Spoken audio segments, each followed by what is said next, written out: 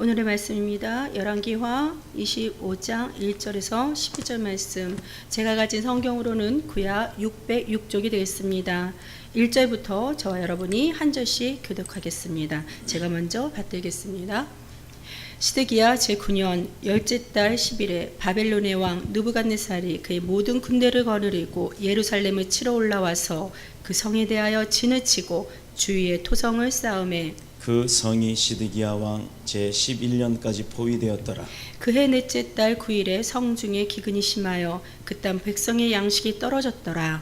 그 성벽이 파괴됨에 모든 군사가 밤중에 두 성벽 사이 왕의 동산 견문길로 도망하여 갈대아인들이 그 성읍을 에워쌌으므로 그가 아라바 길로 가더니 갈대아 군대가 그 왕을 뒤쫓아가서 여리고 평지에서 그를 따라 잡음에 왕의 모든 군대가 그를 떠나 흩어진지라. 그들이 왕을 사로잡아 그를 림나에 있는 바벨론 왕에게로 끌고 가매 그들이 그를 신문하니라. 그들이 시드기야의 아들들을 그의 눈앞에서 죽이고 시드기야의 두 눈을 빼고 놋사슬로 그를 결박하여 바벨론으로 끌고 갔더라.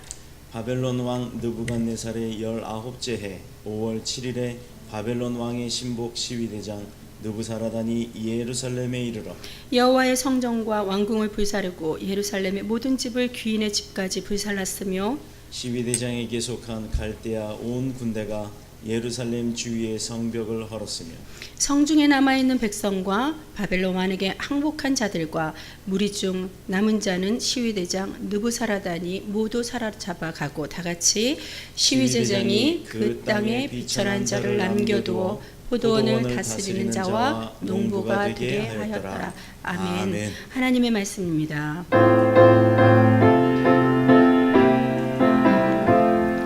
주님 우리의 마음을 여시어 말씀을 깨닫게 하옵소서.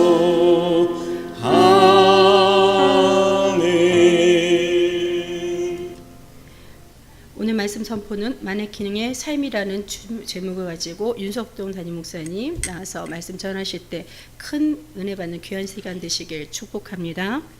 할렐루야. 한 주간도 잘 지내셨습니까? 우리 많은 사람들은 아니지만 작은 인원이 일당 100의 인원이 될 줄로 믿습니다. 우리 서로 좌우 돌아보시면서 잘 오셨습니다. 은혜 받읍시다 하고 인사하겠습니다. 잘 오셨습니다. 은혜 받으시길 바랍니다. 잘 오셨습니다. 우리 권사님이요 찬양을 다 따라하세요. 얼마나 열심히 따라하시는지 옆자리에 앉아갖고 이러고 권사님 찬양하는 모습을 보니까 굉장히 큰 은혜가 있네요. 오늘 성경 본문의 말씀을 가지고 나눌 은혜의 제목은 마네킹의 삶. 근데 제목이 참 이상하죠. 마네킹에게도 삶이 있을까요? 우리가 우리 말로 말하면 마네킹을 한국어로 표현하면 뭐라고 표현할 수 있을까요? 인형? 또는 뭐 허수아비? 등등등 사람을 닮은 어떤 형체의 모습의 삶을 이야기하는데 본론은 그겁니다. 사람처럼 생겼으나 그 사람과는 다른 삶을 이야기하는 거예요. 즉 생명이 없는 삶, 마네킹 같은 삶. 오늘 그 제목으로 함께 은혜를 나누도록 하겠습니다. 오늘의 본문의 내용은 열왕기하 역사서 가운데 바벨론의 4차 침공으로 인해서 유다 왕국이 완전히 무너진 멸망한 그 내용을 볼 수가 있어요. 바벨론 4차 침공은 시드기야 임금이 나라와 민족이 그 살 길을 찾는다고 바벨론 왕을 배신하고 오히려 애굽이라고 하는 적대시되었던 그 애굽에 붙어버렸습니다. 예를 들어 우리나라가 북한과 전쟁을 일으키면서 또 일본이나 미국하고 우방으로 지내고 있죠. 중국과 북한을 적대국으로 삼고 중국은 뭐 아니긴 합니다만 요새는 분위기가 많이 좋아졌는데 아직은 우리가 중국이나 북한을 적으로 삼고 일본이나 미국 이렇게 서방 쪽 나라들과 함께 힘을 겨루면서 살고 있는데 열세예요. 우리가 전쟁이 났는데 지겠단 말이에요. 그래서 서방인 미국과 일본의 도움을 청해야 되는데 오히려 그러지 아니하고 중국 쪽에 갔다가 도움을 청합니다. 이제 그런 상황이 벌어진 거예요. 바벨론 왕을 배신하고 애굽에 붙었기 때문에 완전히 멸망을 하게 됩니다. 이때가 시드기야 임금이 바벨론 왕이 된 지 9년 정도 되었을 때, 그러니까 기원전으로 따지면 예수님 태어나시기 전 588년 때가 될 겁니다.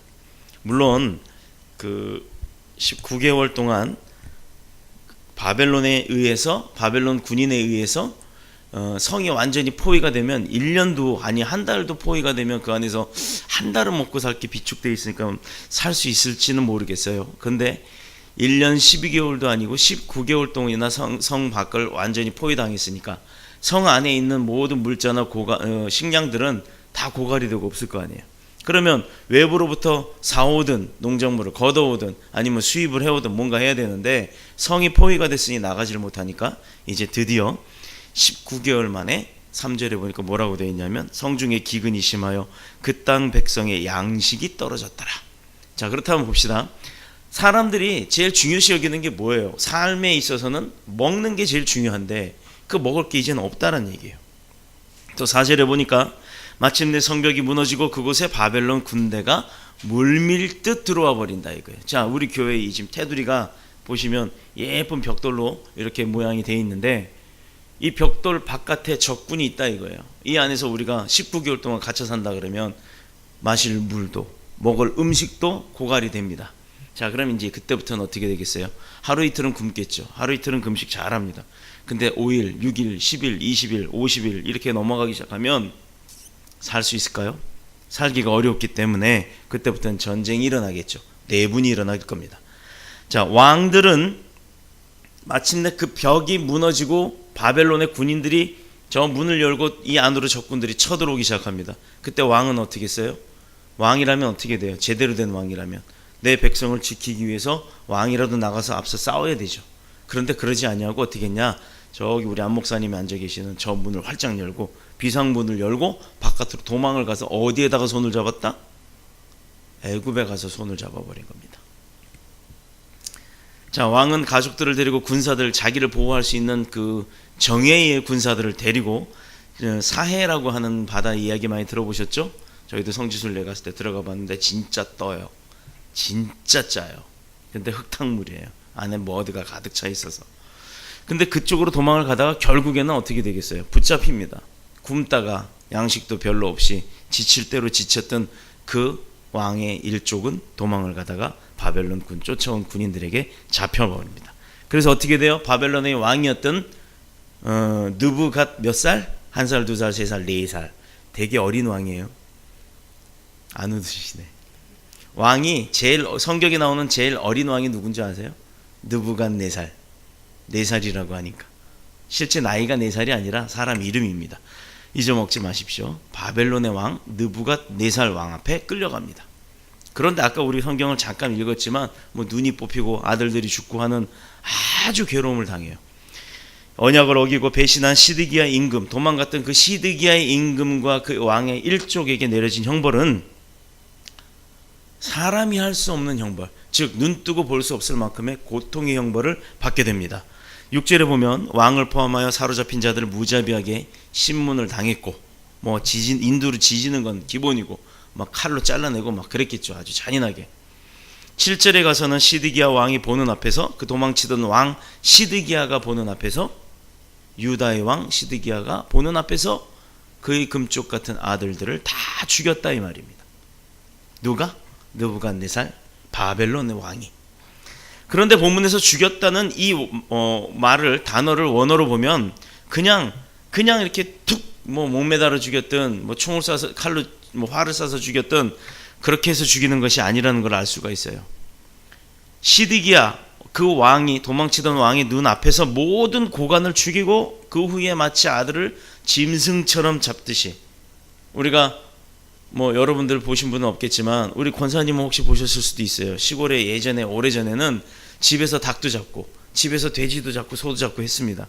그러다 보면 돼지도 매달아 놓고 목을 따고 피가 다 빠진 다음에 배를 가르고 이렇게 하는 그런 모습, 아주 좀 요즘 같으면 우리가 그거 아이들 보면 막 놀래죠. 기절하죠. 그런데 예전에는 그게 일상이었어요.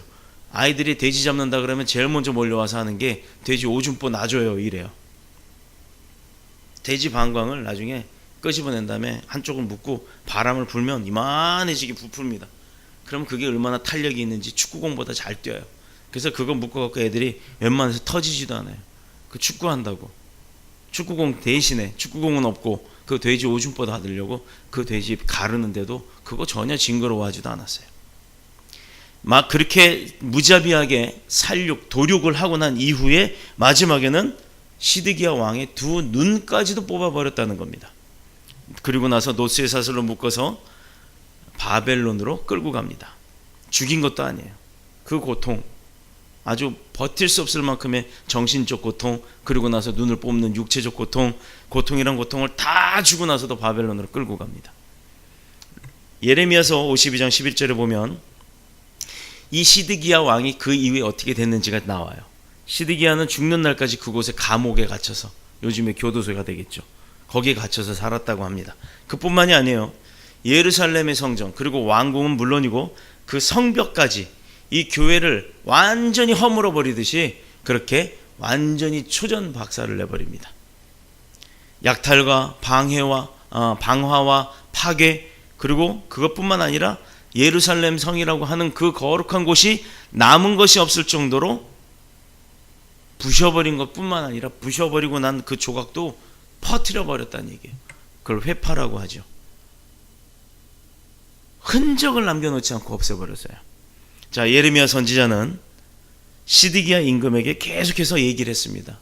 바벨론에게 항복하는 것만이 사는 길, 그러니까 바벨론에 대적하지 맙시다, 그렇게 가르쳤지만 많았던 그 시드기야 왕의 옆에 있던 측근들, 그 선지자들이 예루살렘은 거룩한 하나님의 성이다, 성전이 있는 곳이 어떻게 망하냐, 하나님의 성이 있는데 그 하나님의 성을 누가 깨트릴 수 있겠냐 하고 수염 잡고 뒷짐 짓고 걸어다니듯이 그 선지자들은 하나님이 이곳을 지킬 것이다, 그러니까 염려하지 마라, 바벨론에 대적해도 된다, 하나님이 이 성을 지키실 거다라고 예언을 했어요. 그런데 중요한 건 성전이 있는 곳이니 망하지 않을 것이며 평안할 것이다, 이런 거짓 예언이었다라는 거예요. 하나님으로부터 받았던 예언이 아니라 그 선지자들의 위엄을 지키기 위해서, 나 선지자니까 선지자인 내가 하는 말을 믿어라 라고 그들의 말을 얘기했다는 겁니다. 바벨론을 배신하고 애굽에게 붙였다가 오히려 바벨론에 붙어 있어야 될 사람이 바벨론을 배신하고 적국인 애굽에 붙어서 결국은 바벨론으로부터 밑보인 거죠. 자, 중국이 우리의 적국이라고 치고 우리가 중국에 붙어야 되는데, 미국에 붙어 살아야 되는데 중국에 붙어버리니 미국이 어떻게 있겠어요? 쫓아와서 그냥 부셔버린 겁니다. 유다 왕국의 마지막 임금인 시드기야의 전말을 보면서 느끼는 게 있죠. 왕이었어요. 한때는 어마어마하게 하나님의 은혜와 축복이 부어졌던 그 나라의 왕이었습니다. 그런데 그 왕이 결말은, 마지막 말로는 눈이 뽑혀 감옥에 살고, 그 전에 뽑히기 전에도 온갖 고초와 모든 것, 자기 소유 모든 것 다 잃어버리는 아주 어려움에 빠지는 인생을 살았다. 즉 한마디로 말해서 이 인생은 살아있지 못한 인생. 우리 쇼윈도에 보면 그렇잖아요. 사람같이 서 있고 옷 입고 이쁘게 이러고 있든 하여튼 뭐 멋진 폼을 재고 있든 있지만, 사실은 그것을 볼 때 우리가 마네킹을 보나요? 옷을 보나요? 여러분 생각해 보세요. 쇼윈도에 딱 들다 보면 그 안에 있는 마네킹을 보세요? 아니면 그 마네킹이 입고 있는 물건들을 봅니까? 정작 물건은 빛이 나도 그것을 입고 있는 마네킹은 빛이 안 나요. 그런데 예를 들어 그 쇼윈도 안에 제가 있다고 봅시다. 제가 이러고 있으면 다들 안 쳐다볼 거예요. 볼품도 없으니까.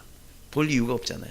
그런데 원빈이가 와서 옷을 입고 서 있다, 아마 안 떠날 겁니다. 그 앞에서 쳐다보느라고. 그런데 왜 그때는 원빈이 입은 옷이 아니라 원빈을 볼까요? 원빈에게는 같은 사람의 형태고 똑같은 옷을 입었다 하더라도 마네킹과는 다름이 있습니다. 그의 삶이 있고 살아있는 인생이기 때문에 우리는 그를 보게 되는 겁니다. 그러나 마네킹은 그렇지가 않아요. 옷만 보게 되죠. 마네킹의 삶은 뭡니까? 마네킹의 인생은 뭡니까? 자기가 드러나고자 하는 마네킹 인형으로서의 삶이 아닌 그 옷을 드러내기 위한 옷걸이의 삶일 뿐이라는 거예요. 오늘 시드기야 왕의 전말을 보면서 느끼는 게 뭘까요? 한마디로 시드기야는 왕권과 하나님의 축복권을 모든 것을 가지고 살았지만 그의 생각과 판단의 잘못으로 인해서 그의 인생은 결국 마네킹처럼 아무런 의미 없는 삶을 살았던 마네킹의 삶, 인형의 삶, 허수아비의 삶을 살게 되었다는 겁니다. 도시의 흔한 마네킹은요, 쇼윈도 속에서 사람의 시선을 끌어서 제품을 판다고 했어요. 시골길을 차로 가다 보면, 요즘에도 그런 게 있나요? 예전에는요, 조금만 가다 보면 넓은 들녘에 벼이삭이나 무슨 뭐 곡식들이 있으면 그 한가운데 꼭 있는 게 있었습니다. 밀짚, 모자, 그 다음 두 팔을 벌려 넓은 옷을 입고 이렇게 서 있는 허수아비가 있죠. 속도를 또 어떨 때 보면요, 또 이렇게 길을 가다 보면 한참 시골길을 가다 속도를 쭉 내고, 이게 좀 차도 없고 길도 멋지다, 쭉 속도를 내다 보면 저 앞에 교통경찰관이 파란색 그 제복을 입고 딱 이러고 서 있습니다. 그러면 대부분의 운전자들은 어때요? 어이쿠, 속도 위반에 걸리겠다고 얼른 속력을 샥 줄이죠. 그러면서 정상 속도로 쭉 지나가다 이렇게 보면 딱 알아요. 속았네, 저거 마네킹이네. 자, 그럼 다음날 그 길을 또 갑니다. 그때는 저 멀리서 속력 내고 오는데 또 누가 이러고 있으면, 교통경찰이 이러고 있으면 속아요? 안 속잖아요. 저거 마네킹인데? 이러고 샥 그냥 그대로 가버립니다. 처음 본 사람들이나 속죠. 들판에 있는 허수아비도 마찬가지입니다. 참새가요, 처음엔 사람인 줄 알고 안 와요. 사람이 있네 하고 도망갑니다. 그런데 어느 날 지나가다 이렇게 날아가면서 보니까 사람이 아니네, 안 움직이네, 영혼이 없네, 나한테 해코지 안 하겠네 싶으면 오히려 그 팔 위에 올라앉아서 쉽니다. 하물며 새들도 이래요.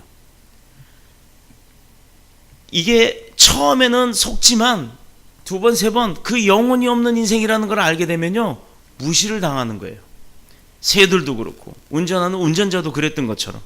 왜냐하면 아무리 마네킹이 됐든 허수아비가 됐든 어떤 사람이 됐든 잘 만들어지고 꾸며져 있다 할지라도 그 안에 생명력이 없고 그 안에 권력이 없고 그 안에 능력이 없다 그러면 그게 뭐가 두렵겠습니까? 사람도 마찬가지고 교통경찰 마네킹도 마찬가지고 허수아비도 마찬가지입니다. 아무런 해를 못 끼친다 그러면, 아무런 움직임도 없다면, 생명력이 없다 그러면 새들조차도 오히려 그 허수아비의 팔을 뭘로 알아요? 자기의 쉼터로 한다 이 말입니다. 우리가 세상을 보아도요, 이런 마네킹처럼 허수아비처럼 그렇게 살아가는 인생들이 얼마나 많은지 몰라요. 겉보기엔 번지를 합니다. 그런데 그 사람하고 대화를 한마디 딱 하면 그런 게 있어요. 다들 느끼셨을 거예요. 이 사람 보기에는 100% 같았는데 뭔가 2%가 부족한데? 그때부터는 어떻게 합니까? 그 2%를 공략합니다.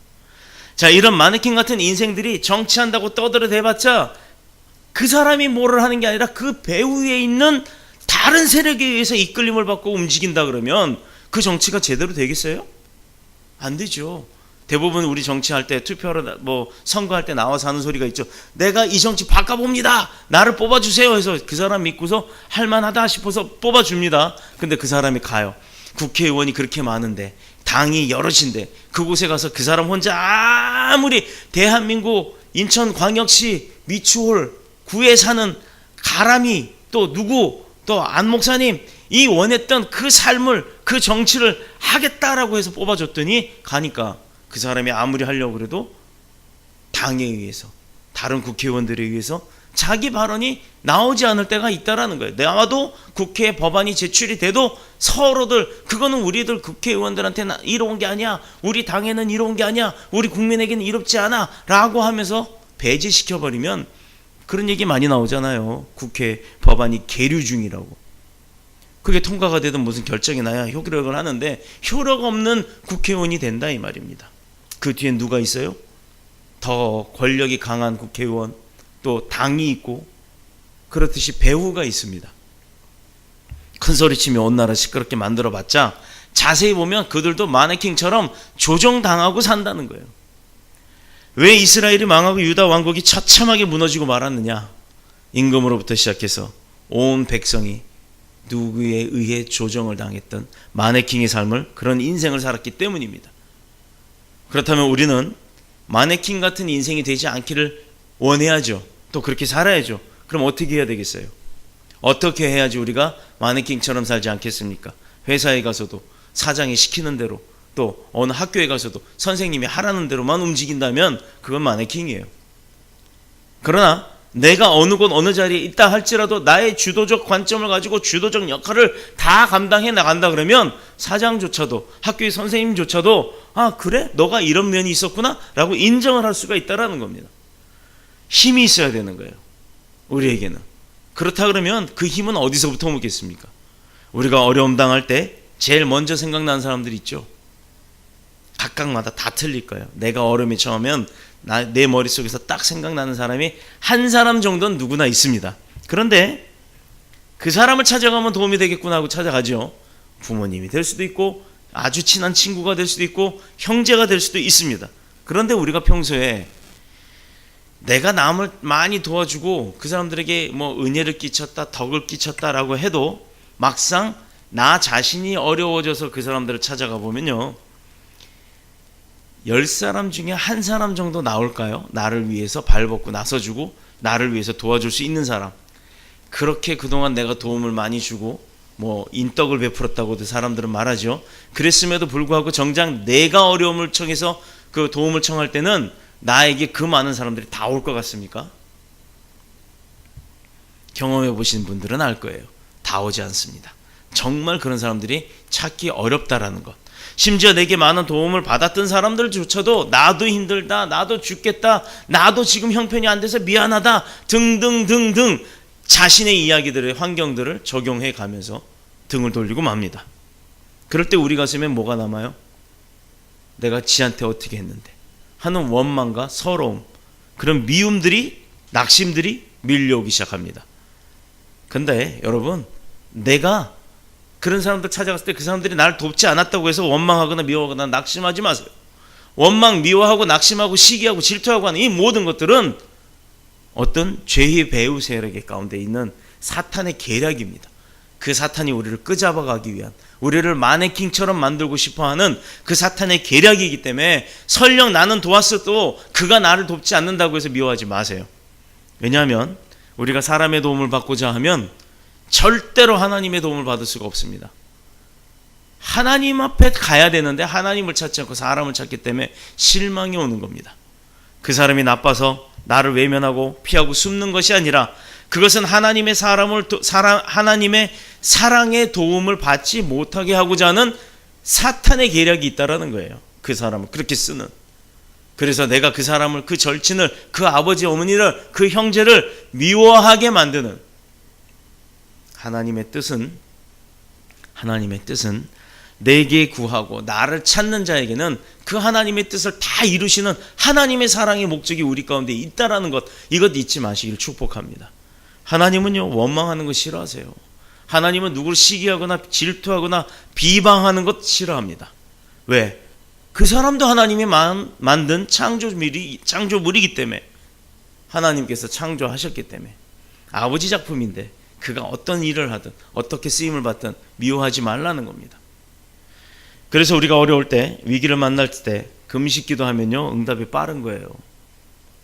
내가 가장 사람이 기본적으로 해야 되는 게 먹고 자는 건데 먹는 것 하지 않고 하나님 앞에 각오하면서 기도하는 것, 이때 하나님이 그 응답의 길을 열어주시고 우리를 직접적으로 만나주시며 도와주시는 줄로 믿습니다.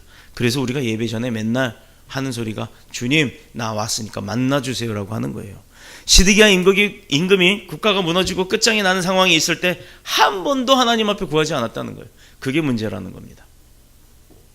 오직 남쪽에 애굽이라고 하는 나라에 내가 가면 살 수 있을 것이다 라고 하는 그 애굽만을 쳐다봤다는 거예요. 우리를 왜 도와주지 않지? 내가 이렇게 공격당하는데 애굽이 우방 국가인데 왜 나를 돕지 않지? 라고 그것만 눈 빠지게 기다리다 결국은 눈까지 뽑히는 일들이 벌어진 겁니다. 아예 나 같았으면 그랬을 거예요.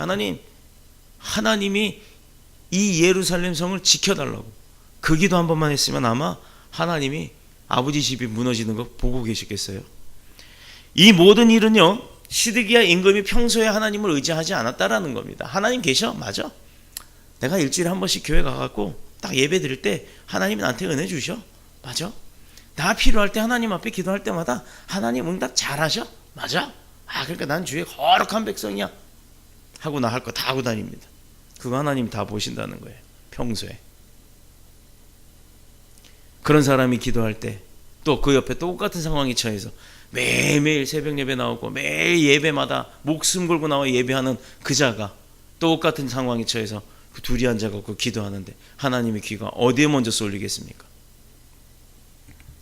임금으로서 겨우 하는 일은 위기 만나니까 백성들 탈출시키려고 해야 되는데 탈출도 아니고 백성들은 내버려 두고 자기 가족만 데리고 먼저 뒷문으로 도망을 가버렸다라는 거예요. 밤중에 도주하는 게 그게 임금으로서 할 모든 거예요. 다예요. 그게 다예요.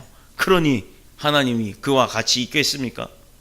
하나님의 거룩한 백성 맡겨놨는데 그 양들도 책임지지 아니하고 본인만 도망갔으니 하나님께서 그를 돌보셨고 그를 도와주셨고 그를 구원하셨겠어요? 우리가 사람에게 도움을 구하고 그 도움을 받게 되면요, 그때부터 어떤 일이 일어나는 줄 아세요? 그 순간부터는 하나님의 자녀가 아니라 그 사람의 종이 됩니다. 그 사람만 바라보고 그 사람의 종이 되어버릴 수밖에 없는 거예요. 예를 들어 형편 어려워요. 그래, 나 돈 많은 사람이야. 내가 너한테 한 3억쯤 줄게. 턱 하고 줍니다. 그럼 그 다음부터는 어떻게 되겠어요? 그 사람이 하자는 대로 다 해야 합니다. 왜? 빌린 돈 언제 달라고 할지 모르니까. 설령 안 달라고 하고 그냥 줘버렸다 할지라도 또 주지 않을까 싶어서 그 사람 앞에 종이 될 수밖에 없는 겁니다. 하나님은 그걸 원하시는 게 아니에요. 그래서 사람의 도움을 받으면 그 순간에는 일이 잘 되는 것 같죠? 그 순간은 풍족해진 것 같죠? 평안해진 것 같죠? 그러나 그때부터 내 심령은 오히려 메말라서 비틀어 꺾어지고 바람만 불어도 부러질 수 있는 그런 가지가 되고 만다는 겁니다. 내 믿음과 내 영혼은 아예 땅바닥 속, 아니 땅속 깊은 곳으로 숨어버리고 더욱더 내 믿음의 삶은 바닥 아래 나락으로 가라앉고 마는 거예요. 그러나 위기가 올 때마다 사람을 찾는 것이 아니라 기도굴에 찾아가고 금식하고 기도하면서 주님 앞에 매달려서 이 성전에 와서 무릎 꿇고 기도하고 눈물로 씨를 뿌리는 그 모든 자들에게는 하나님이 도움을 구할 때마다 그래 네가 왔구나, 너가 그렇게 어려웠구나 하고 하나님이 다가오셔서 그 손을 잡아 주신다는 겁니다. 우리의 믿음은 더욱더 굳세질 것이고 사람을 원망하지 않고 하나님을 더 의지하게 되는 줄로 믿습니다. 하나님은 우리가 어려울 때 사람을 찾아다니면서 손 벌리는 것, 아쉬워하는 것, 그거 원하지 않으세요. 왜? 우리가 흔히 우리 교회에서 그 말하죠. 우리 아버지 부자, 아버지 것 내 것. 그런데 내가 왜 남한테 가갖고 사람 앞에 무릎을 꿇고 손을 벌리고 머리를 조아립니까? 이유가 뭐겠어요? 이런 인생이 바로 그렇게 하나님 찾지 않는 인생이 영혼 없는 삶. 우리 흔히 그런 말 하잖아요. 내가 누군가 상대와 대화하고 있는데 그 상대는 눈은 보고 끄덕끄덕하고 그래 하지만 머릿속으로는 집에 내가 불을 끄고 왔나, 뭐 빨래 얹어놓은 건 삶는데 그거 타는 거 아닌가, 막 이런 생각하고 있는 사람 우리가 보면 모르나요? 그 눈빛에서 알 수 있는데 그때 우리가 뭐라 그럽니까? 무슨 대답한다 그래요? 안 목사님, 그런 사람이 대답하는 걸 뭐라 그래요? 영혼 없는 대답. 영혼 없는 대답이라고 우리도 느끼고 살지요. 하나님도 아신다는 겁니다. 우리의 삶은 누구를 위해서, 누구의 영광을 위해서, 하나님의 영광을 위해서 살아야 되는데 우리의 삶에 영혼이 빠져나가 버리면 그냥 마네킹의 삶이에요. 영혼 없는 그런 삶, 바로 그런 삶이 하나님을 찾지 않는 삶입니다.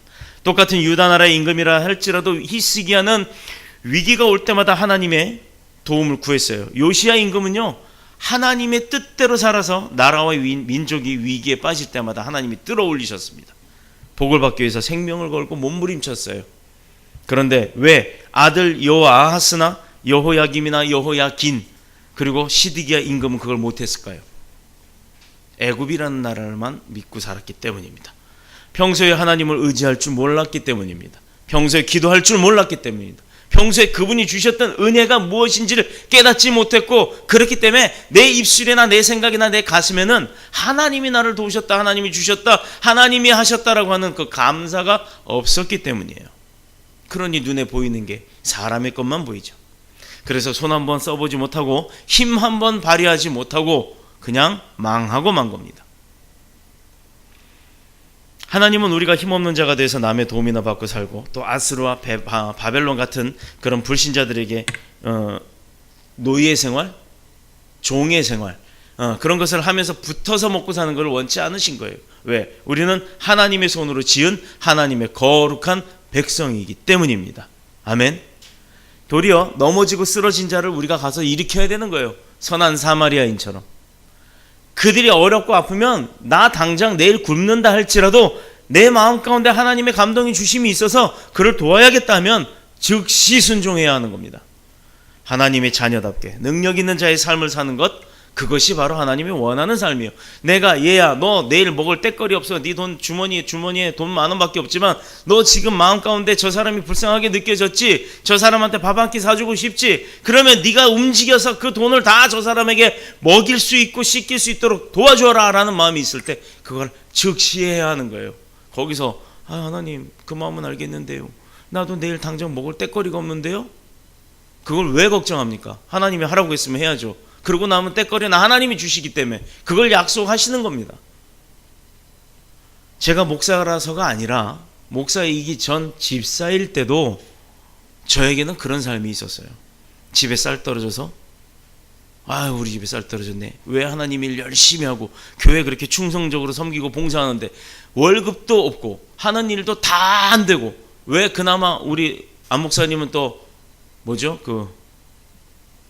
그거 가리키러 다니는 거? 레슨도 다 떨어지고 오히려 그렇게 교회에 충성하고 목사님한테 헌신을 했는데도 하나님 우리는 왜 이 모양 이 꼴로 집에 보증금까지 까먹고 살아가고 곧 쫓겨나는 상황에 닥쳐야 합니까? 라고 단 한 번도 원망해 본 적이 없어요. 뭔가 하나님의 뜻이 있겠지. 하나님이 쫓아나가면 나가라면 나가야지 뭐. 그건 집주인이 나가라 그러지 하나님이 나가라고 하는 거 아니거든요. 그런데 하나님은 라면 한 개 놓고 손 붙들고 그 라면 한 개가 있어서 감사하다고, 그래도 먹을 걸 주셔서 감사하다고 기도할 때 하나님은 그 이후에 어떤 역사함을 주셨냐? 학원도 주시고 교회도 주시고 건물도 주시는 줄로 믿습니다. 이게 바로 하나님 앞에 삶이에요. 마네킹이 아닌 주도적인 삶. 하나님이 우리에게 주셨던 그 인생의 목적을 두고 그 인생의 주인공으로서 살아가는 주도적인 삶, 마네킹의 삶이 아니라는 겁니다. 선지자 예레미야는 미워하고 거짓 선지자들의 그 거짓말 속에 속아서 나라를 망쳤어요. 위기를 당하자 백성을 버리고 혼자 도망갔습니다. 그리고 두 눈까지 뽑히고 감옥에서 평생 죽을 때까지 고생하며 살았습니다. 왜 그가 다윗 왕가에 태어나서 하나님으로부터 축복받았던 그 다윗 왕가에 태어나서 온갖 하나님의 축복은 다 받고 살다가 유다의 왕이 되었음에도 불구하고 그런 인생으로 살았을까? 이거는요, 하나님이 주시는 은혜를 거절했기 때문입니다. 하나님이 말씀합니다. 얘야 나랑 대화 좀 하렴. 기도해야겠다 하는 마음이 들 때 그런 생각을 하시겠죠.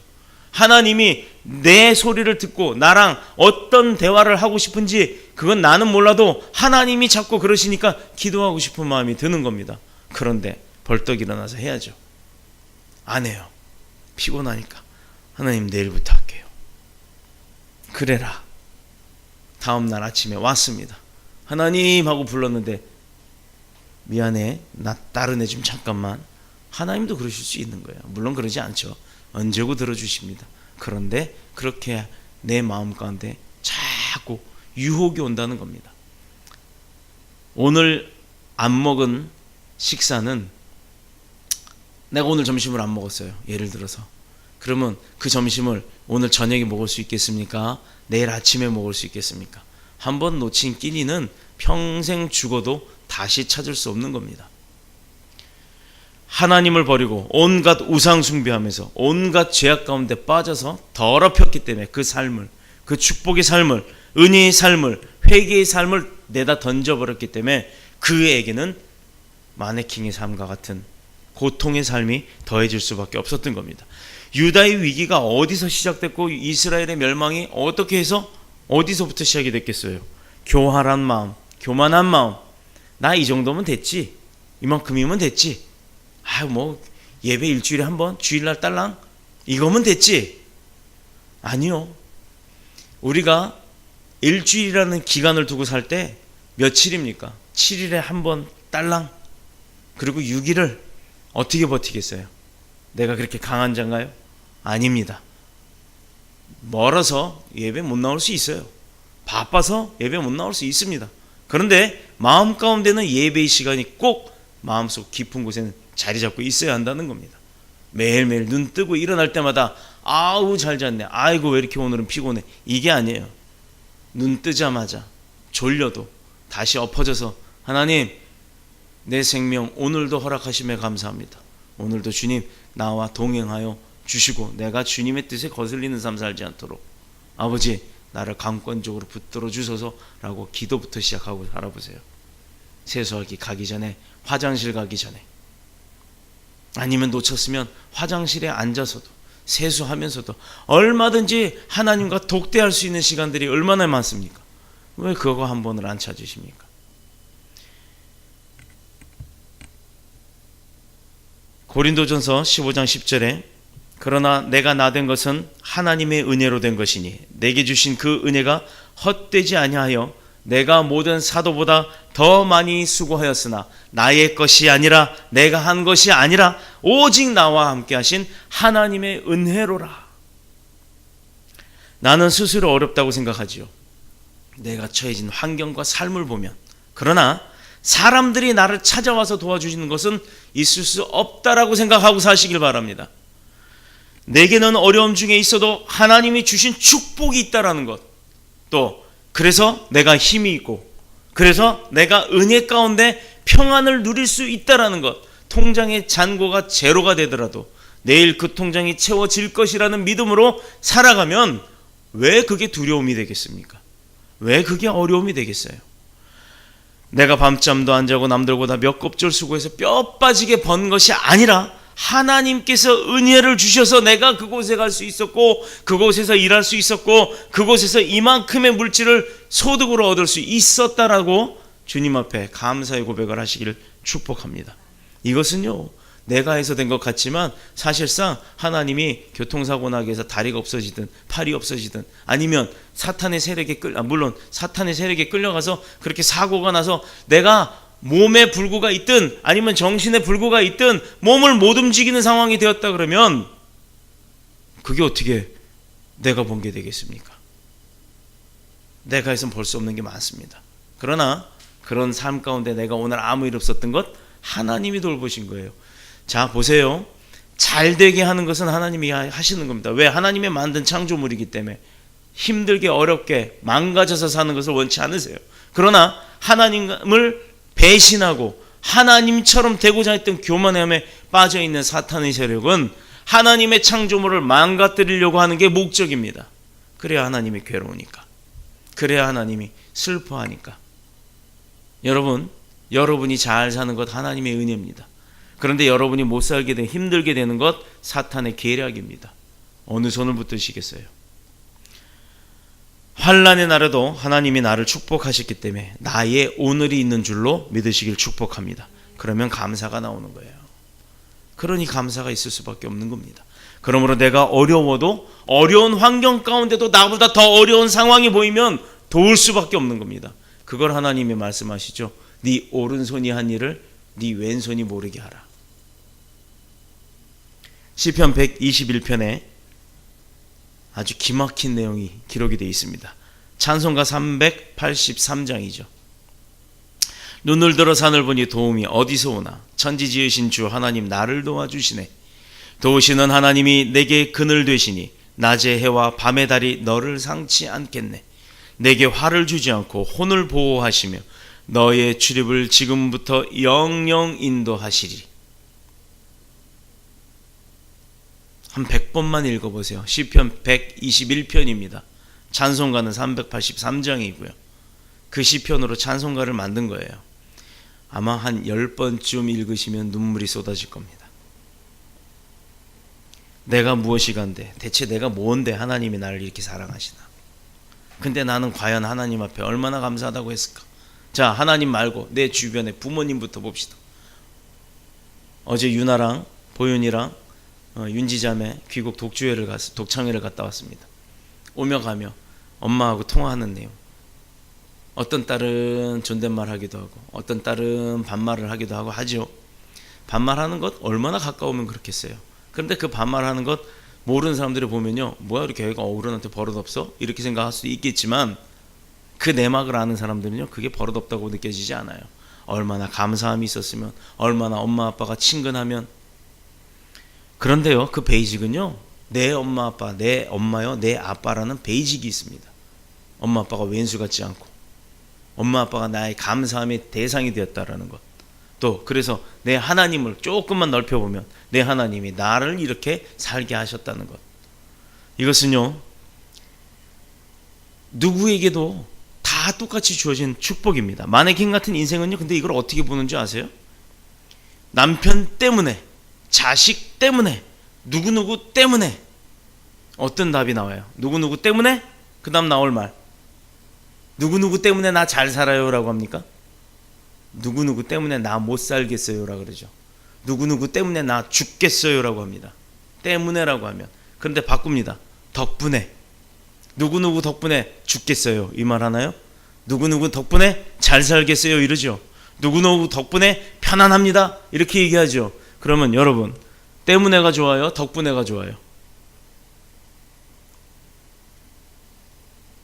이게 어렵나요? 자, 전화가 옵니다. 아이고, 목사님 오랜만에 뵙네요. 잘 지내시죠? 그때 네, 안 목사님 때문에 잘 지냅니다. 뭔가 말이 이상하지 않아요? 그때 대부분 그러죠. 네, 안 목사님 덕분에 잘 지내고 있습니다.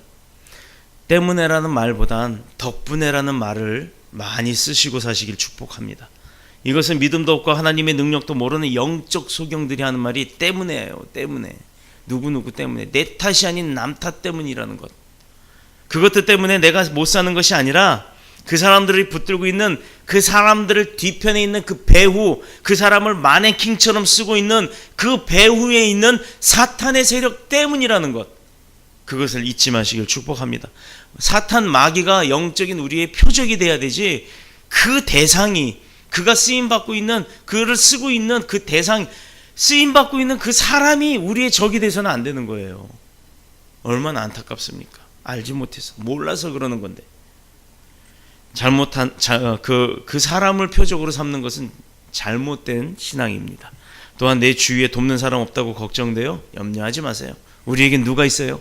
만군의 하나님, 또 무한하신 하나님, 또 무소불위한 하나님. 우리에겐 능력의 하나님이 있기 때문인 줄로 믿습니다. 얼마 전 인도네시아 아시안 게임 있었죠. 일본이 몇 위 했습니까? 일본이 몇 위 했어요? 이게 뭔가 오고 가는 게 있어야지 즐겁고 행복한데 오는 게 없네. 다시 한번 물어봅니다. 아시안 게임 관심이 없었나요? 일본이 몇 위 했어요? 2위. 아유, 대단하시네. 그러면 1위는 어디가 했죠? 중국. 그럼 우리나라는 몇 위 했어요? 3위. 와, 다 아시는데 아주 애국자들이세요. 자, 대한민국은 3위 했습니다. 근데 여지껏 아시안 게임 대한민국이 2위를 했었어요. 근데 올해는 3위를 했는데 그 주된 차이가 어디서 났냐면 유도라고 하는 곳에서 승부가 갈렸습니다. 자, 보세요.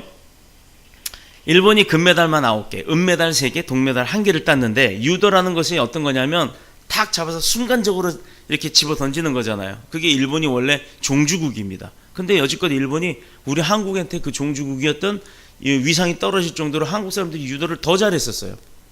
근데 이번에는 유도에서 일본이 앞서갔습니다. 유도뿐만 아니라 체조, 수영, 역도, 축구, 배구 등등등등 모든 스포츠, 여기 또 음악 하시는 분들 많죠. 음악도 그래요. 음악은 시간적 예술이라 그러죠. 흘러가는 음악은 시간을 되돌릴 수가 없어요. 이미 음악은 악보의 악상들, 악기의 그 템포들이 지나가 버리면 끝나요. 체육도 마찬가지, 이 운동들도 마찬가지입니다. 한순간에 어떤 순간에 그 상대의 허점을 보고 집어 던지든 주먹을 치든 이렇게 해서 점수를 따면 이기는 거예요. 근데 그런 사람들이 금메달 따는 것 그냥 아무나 합니까?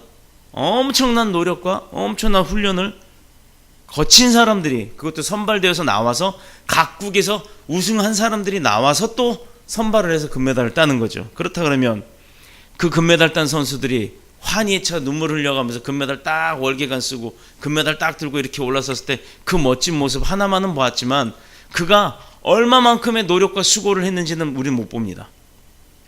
그 사람의 단련된 육체, 그 안에 힘과 기술이 있어야만 순간적으로 그 기술을 발휘하고 금메달을 딸 수가 있는 거예요.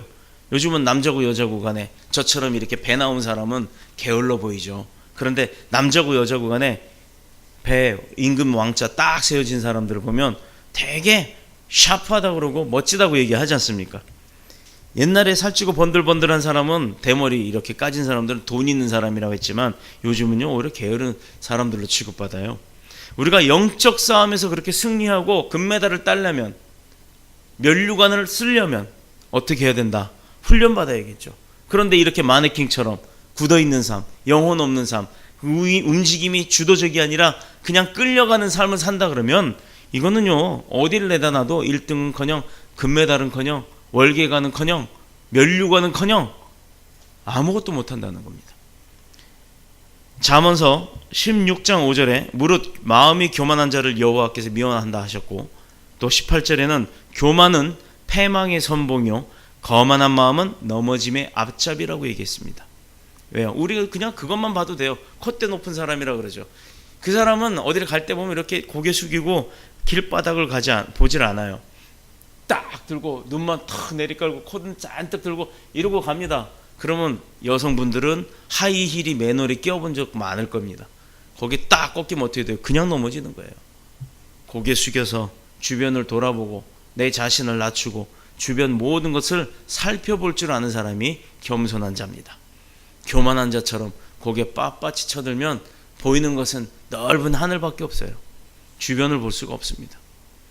마네킹의 인생의 특징은 하나님의 은혜를 입어 힘 얻은 줄을 모르고 사는 것이고, 자기 잘나 하늘만 바라보면서 힘 있는 줄 알고 교만한 마음을 갖고 사는 게 바로 이 마네킹의 삶이에요.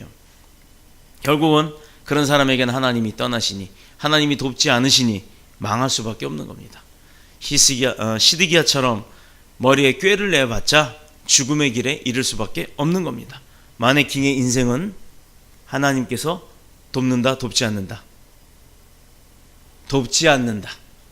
시드기야 임금처럼 자기 능력과 자기 소유, 그리고 여지껏 하나님이 우리 선조 때 도와주신 것처럼 나에게도 도우실 거다 하면서 자기는 아무 노력도 아무 훈련도 하지 않았다라는, 아무 기도도 하지 않은, 그렇게 자기 자신만의 교만함에 빠져있지 않기를. 그래서 하나님이 어느 때고 나와 동행하시며 내가 입술 열어 주님까지 안 해도 왜? 라고 대답하실 수 있는 축복의 믿음의 삶으로 하나님 앞에 영광 돌리는, 또 그런 자녀들에게도 그런 믿음의 삶을 전달하며 하나님께 영광 돌리는 그런 은혜의 삶을 사시는 저와 여러분이 되시기를 그리스도 예수님의 이름으로 축복합니다. 축원합니다. 기도하겠습니다.